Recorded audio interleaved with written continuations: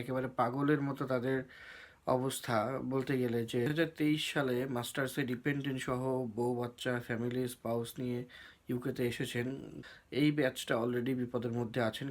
তাদের বেশিরভাগেরই ভিসা এখন পিএসডব্লিউ শেষের দিকে। যে পরিমাণ মানুষ 2023 সালে ডিপেন্ডেন্ট সহ এসেছেন, হয়তো অনেকে অ্যাসাইলাম ক্লেম করবেন, অনেকেই ইউরোপে চলে যাবেন, অনেকে এফএলআর অ্যাপ্লিকেশন করে বসে থাকবেন।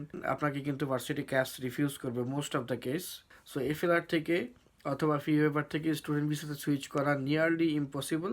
লাস্ট মোমেন্টে এসে বলছেন যে ভাই কি করব, কি একটু পরামর্শ দেন। তাদের হাতে 1 মাস বাকি আছে, 15 দিন বাকি আছে। আর যারা ফিউচারে ইউকেতে আসবেন তাদের ক্ষেত্রে আমি বলবো এখন থেকেই প্ল্যান করেন। আসসালামু আলাইকুম সবাইকে। আশা করি সবাই আল্লাহর রহমতে ভালো আছেন, সুস্থ আছেন। আজকে যুক্তরাজ্যে যারা 2023 সালে মাস্টার্সে ডিপেন্ডেন্ট সহ বউ বাচ্চা ফ্যামিলি স্পাউস নিয়ে ইউকেতে এসেছেন, তাদের কিছু বিপদের কথা নিয়ে আলোচনা করব।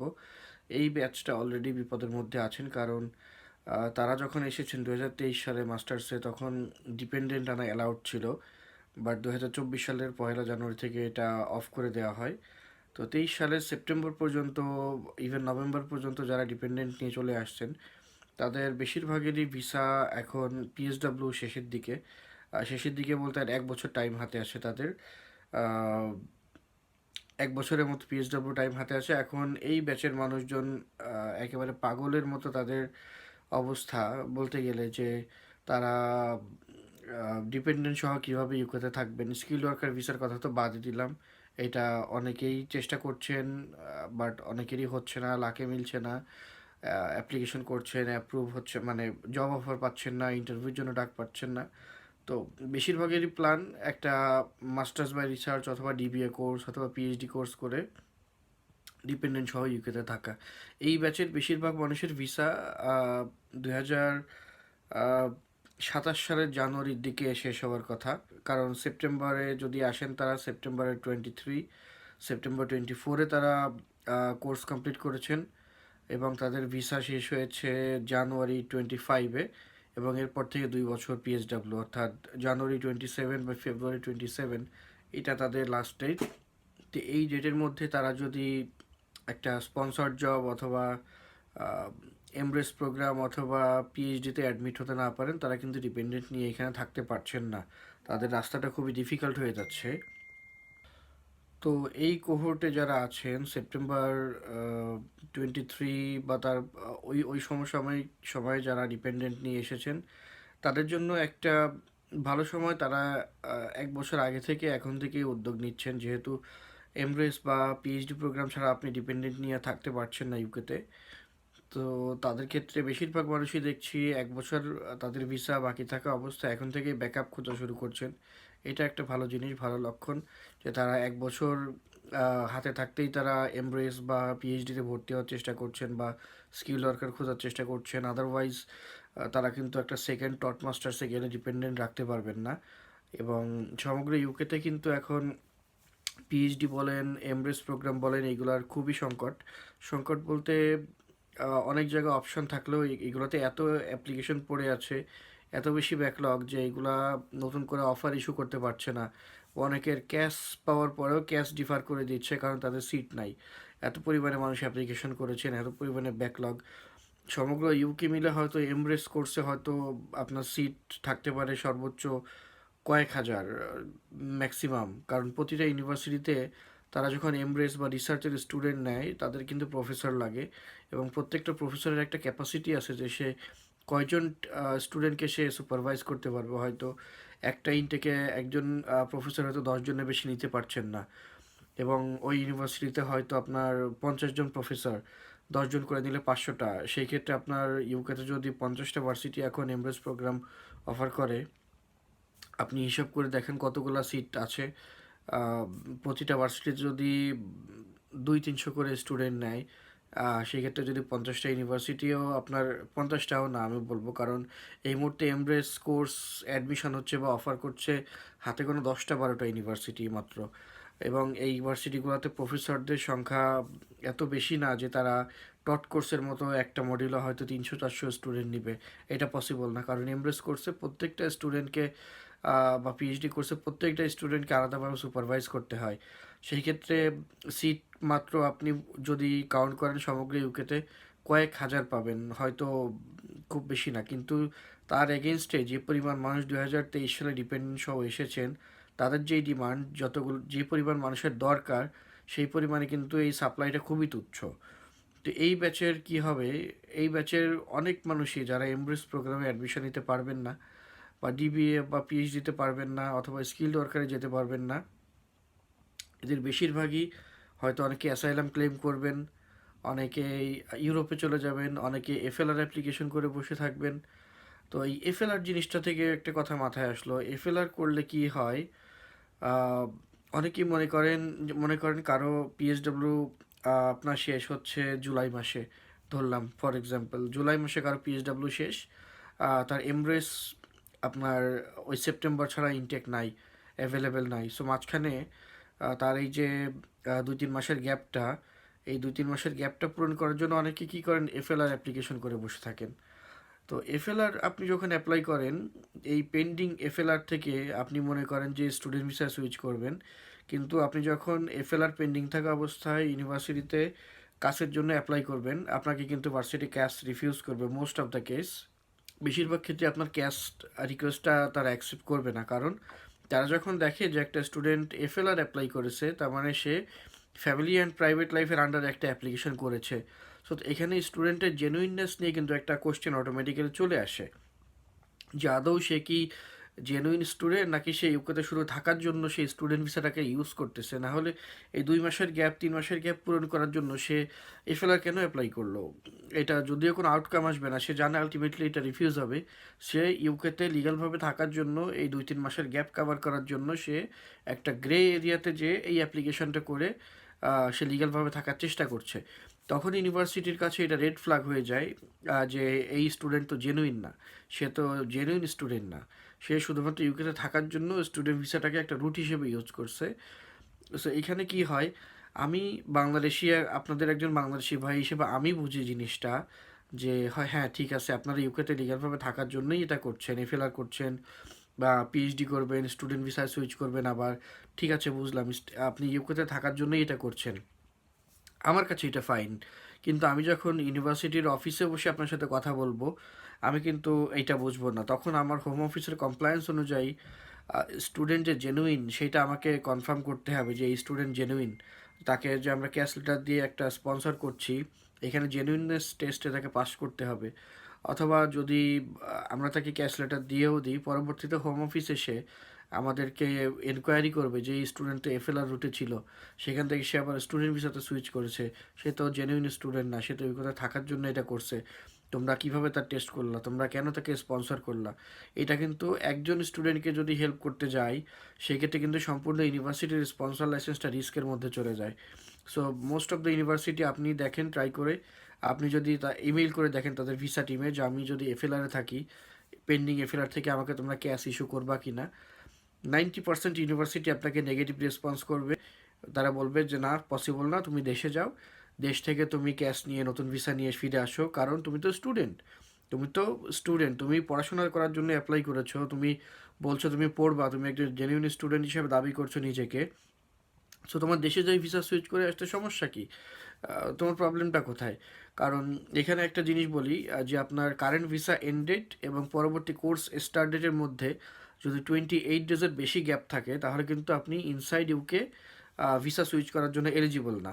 অর্থাৎ আপনার কোর্স স্টার্ট ডেটটা, এটা আপনার ভিসা এন্ড ডেট থেকে নেক্সট 28 ডেজের মধ্যে কোর্স স্টার্ট হইতে হবে, তাইলে আপনি ক্যাশ নিয়ে ইনসাইড ইউকে অ্যাপ্লিকেশন করার জন্য এলিজিবল। আদারওয়াইজ আপনি অ্যাপ্লিকেশন করতে পারবেন না, করলেও সেটা রিফিউজ হয়ে যাবে, আপনাকে হোম অফিস বলবে ইউকের বাইরে যে অ্যাপ্লিকেশন করে আসতে। এটা আপনি হোম অফিসের ওয়েবসাইটে 28 ডেজ রুল এটা সার্চ করলে পাবেন। সো এই 28 ডেজের গ্যাপ যাদের বেশি থাকে, যে পিএসডাব্লিউ এবং পরবর্তী কোর্সের মধ্যে 28 ডেজের গ্যাপে বেশি গ্যাপ আছে, তারাই যে এফএলআর অ্যাপ্লিকেশন করে বসে থাকেন, এবং পরবর্তীতে ভার্সিটি থেকে কিন্তু তাদের জেনুইননেস টেস্ট হিসেবে তারা ফেল করে, ভার্সিটি তাদের ক্যাশ লেটার দিতে চায় না। এখানে তখন কিন্তু তাদের ইমিগ্রেশনটা একটা আনসার্টেন অবস্থায় চলে যায়, একটা ঝুলন্ত অবস্থায় চলে আসে তাদের ইমিগ্রেশন স্ট্যাটাস পুরো ফ্যামিলি নিয়ে। আপনি যদি ফি ওয়েভার অ্যাপ্লিকেশন করেন, ফি ওয়েভার করলে কি হবে, ইউনিভার্সিটি বলবে যে তুমি ফি ওয়েভার করেছো, তার মানে তুমি বলছো তো তোমার এই 2-3 হাজার পাউন্ড অ্যাপ্লিকেশন ফি পে করার সামর্থ্য নাই। তো তোমার 2-3 হাজার পাউন্ড অ্যাপ্লিকেশন ফি পে করার সামর্থ্য নাই, তাহলে তুমি 15-20 হাজার পাউন্ড দিয়ে তুমি একটি কোর্স করতে চাচ্ছ, এটা তোমার সামর্থ্য কীভাবে থাকে, এটা কোশ্চেন রেজ করে। সো আপনি ফি ওয়েভার করেন, এফএলআর করে আপনার পেন্ডিং রেখে আপনার ভিসা 3C লিভ এক্সটেনশন করেন, বাট ইউনিভার্সিটি আপনাকে ক্যাশ দিবে না। সো এফএলআর থেকে অথবা ফি ওয়েভার থেকে স্টুডেন্ট ভিসাতে সুইচ করা নিয়ারলি ইম্পসিবল, নিয়ারলি ইম্পসিবল।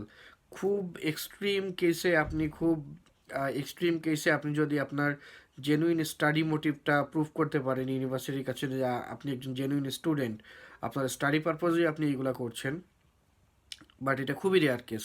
এখনও পর্যন্ত এই ধরনের কেস আমি দেখি নাই। হাজার হাজার স্টুডেন্টের সাথে আমরা ডিল করি প্রতি বছর, এই ধরনের কেস এখনও আমি একটাও দেখি নাই যারা এফএলআর থেকে ইনসাইড ইউকে ক্যাশ লেটার নিয়ে স্টুডেন্ট ভিসা সুইচ ব্যাক করেছে। তো আপনাদেরকে এতগুলো কথা বলার একটাই উদ্দেশ্য যে হাতে সময় থাকতে অ্যাটলিস্ট আপনাদের ভিসা 1 বছর বাকি থাকতে নেক্সট প্ল্যানটা করে রাখুন এখন থেকে, যে আপনি আপনার হাতে 1 বছর পিএইচডব্লিউ বাকি আছে, এখন নেক্সট আপনার স্টেপ কী হবে। আপনি পিএইচডি করবেন নাকি এমএস করবেন নাকি স্কিল ওয়ার্কারে যাবেন নাকি সেলফ স্পন্সরে যাবেন নাকি ইউকে ছেড়ে অন্য কোথাও ব্যাকআপ খুঁজবেন নাকি ইউরোপে যাবেন।